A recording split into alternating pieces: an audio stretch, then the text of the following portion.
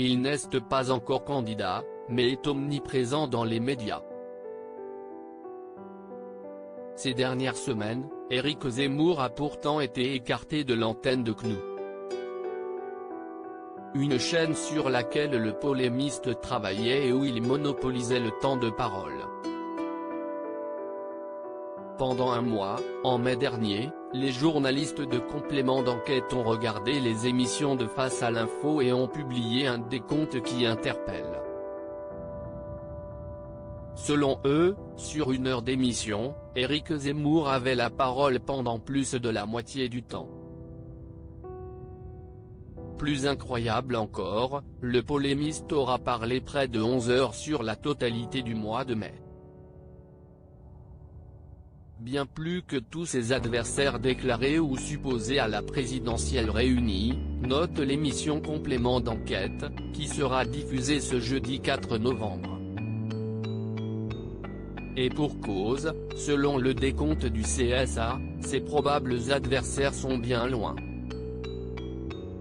En mai 2021, Jean-Luc Mélenchon et Emmanuel Macron ne seraient intervenus sur l'antenne de CNews que 3 heures chacun, 3 fois moins qu'Éric Zemmour. Marine Le Pen clôt le podium, avec 1 heure et 25 minutes. Depuis le 13 septembre dernier, la chaîne a été obligée de séparer de son éditorialiste puisque le Conseil supérieur de l'audiovisuel lui a demandé de décompter son temps de parole, Éric Zemmour étant devenu un acteur du débat politique national.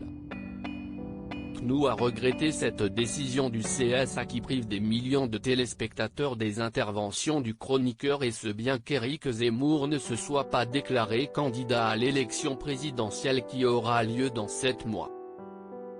Éric Zemmour dévoile les probables thèmes de sa campagne dans les colonnes du Parisien. La présentatrice Christine Kelly s'était agacée contre cette décision. Si est injuste.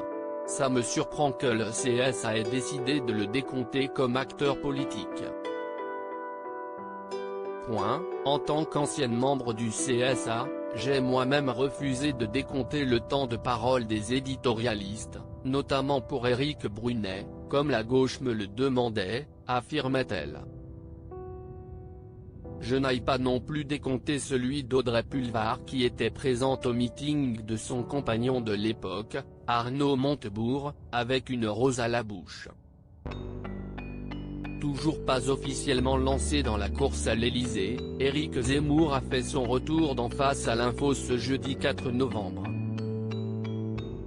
Interrogé par Christine Kelly, il a dévoilé les 3 thèmes auxquels sa campagne présidentielle pourrait s'intéresser: immigration, identité, islam. Je proposerai un référendum avec toutes les mesures pour par exemple supprimer le droit du sol ou encore interdire le regroupement familial. Loading DJ.